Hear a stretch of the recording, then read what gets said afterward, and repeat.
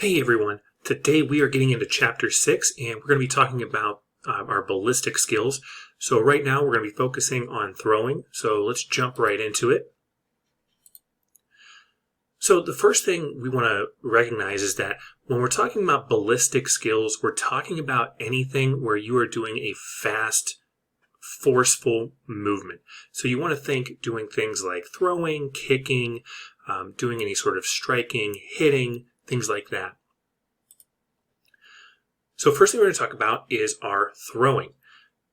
When we throw, we first start out with a throwing development that is largely underhand, and we really don't get to an overhand throw until we get much more proficiency out of it. You're either going to have a process or a product assessment when you're assessing throwing.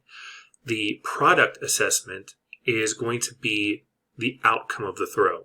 So for, say, like a pitcher in baseball, this is how fast the throw was, or this is, say, if he threw a strike or not, if the ball was hit. That's a product measure. When you look at the process measure, you're looking at how the actual mechanics of the throw are developing. So in our motor skills development terms, we use the term developmental sequences.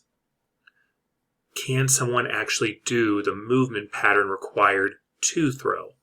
We don't care about if they throw it accurate or hard, just that they have the good mechanics down for it. When we start this early arm action, or this early throwing motion, what's going to happen is largely you're going to see the elbow pointed up, and the throw is going to be largely done from elbow extension. So you're not really going to see the full motion where you get the arm back and a full shoulder throw with that.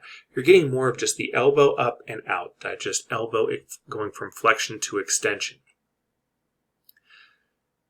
And when we take a look at it here, you'll see that when this beginning thrower starts throwing, there's largely just going to be that elbow extension, very little movement of the shoulder, little movement from the trunk, and really nothing else here with the lower half in play.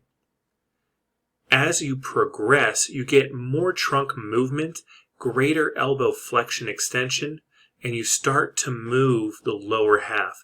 You notice here that you can see in this figure here, the girl's having a nice step here motion with her throwing. She still isn't totally engaging her lower half, but she's starting to do that. So let's take a look here, and we will notice how she's throwing right now.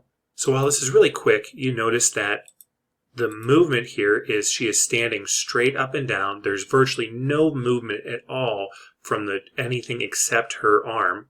And when she actually throws, all we're getting here is, again, see that elbow pointed up, and we have that largely flexed elbow. And then when she goes to throw it, we're just really going into that straight overhand with elbow extension. Now, once you become proficient in throwing, you're going to start being able to do a full kind of wind up and throw, where now you're getting the full arm action in there along with trunk rotation. And you're also getting that weight shift, so you're using your lower half first to build up your kinetic chain. Remember, when we throw, our kinetic chain works bottom to top. You generate your power from your legs, it moves up through the trunk into your arms, finally release through the ball. And here we see more of a proficient throw. And if you notice with how she's throwing, she takes a full step and her arm is back fully cocked, so she's getting not only the elbow flexion, but she gets shoulder extension and goes through the full mechanics and the full process of the throw, going into external rotation of the shoulder, trunk rotation. Now you can see exactly the side of her body, going into ball release and into internal rotation. Now, she doesn't do the best job with her follow through, but still she's engaging every part of her body to make the throw, hence why she's having a more proficient throw there. Anytime you are talking about the development of throwing, you're talking about these development sequences. When you are developing throwing, you pretty much go in the exact same order as you develop in proficiency with this. So as we were talking about first, you start out with little to no movement. Then with your trunk, you're going to start doing flexion, extension. You're then going to start getting into a block rotation where you just rotate one way. Then you get into this differentiated rotation where you're able to rotate your lower half, keep your upper half square, and then rotate your upper half. With the backswing, what they're referring to here with the backswing is the arm coming back behind the body. So this is the action for the backswing. The arm comes behind the body. You're getting, they're calling this shoulder flexion. Remember, shoulder flexion is when you're coming out in front, but you're starting out and going into a shoulder extension, elbow flexion, and then you are going into your forward motion here. The obliques are going to be used primarily in conjunction with the trunk, so don't worry too much about that. Now, with your forearm here, the forearm movement is going to be a direct product of where your trunk goes. So if your trunk goes in too fast of a forward flexion, or it lags behind and stays more upright and kind of even slight extension, your forearm's going to lag. Ideally, what you want is you want to have your forearm pretty much at all times in alignment with your trunk and with your shoulder. So that way that you can go back into, say, max external rotation, then into max internal rotation, where then you are getting that full projection then out for the throwing motion.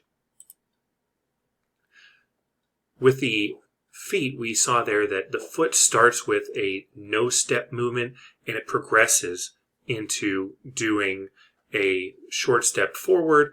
Then they do what's called a homolateral step. That's where you're stepping with the same leg as you're throwing. So if I'm throwing right-handed, I step forward with my right leg and throw with my right arm. Ideally, you want to be doing a contralateral step, which is where you step with the opposite side. And if you think about with your general throwing motion, if I'm throwing a ball forward, I step forward with my opposite leg. So my right arm throws, my left leg goes forward. You're not stepping forward with your right leg and throwing with your right arm. So that contralateral step is a major factor in getting that true proficiency of this throwing motion. Now, last two things here about throwing. We've talked in class before about throwing for accuracy versus throwing for force or throwing for distance. When you are throwing for accuracy, you tend to shorten up all of these developmental processes. You're not taking as long of a stride. You're not having as wide or as long of an arm arc. Now, one thing you have to separate with this is when you look at the experts of throwing. So when you look at, say, like Major League Baseball pitchers, even to a lesser extent, say, volleyball players, they're able to combine both force and accuracy. That's when you get into that expert level. With our development, you either have accuracy or you have force. You don't get both as you're developing. Once you are developed, then yes, you can start combining the two. But when you're starting out initially to develop accuracy, you're going to shorten everything up. The throw becomes shorter, less moving parts means less things to have to get in alignment to make your throw become accurate. When you are trying to throw long or throw for force, now you want to try to throw just as far hard as you can. You don't care where exactly it goes. The last thing here, we talked about before the difference between process and product measuring. when you're judging someone on the product, remember, you're judging them on the end result. You're going to use a product measure when you get to the upper levels of throwing. So if you're talking about a baseball player, a softball player doing a throwing motion, then product definitely is the important part there. When you're learning or developing just even the mechanics of throwing, you want to be focusing on process measurements. Because when you're talking about the process, you're talking about, do I know or can I do the correct mechanics for the underlying skill? So process judgments or process movement measures are what you want to start with. Product measures are what you want to finish with.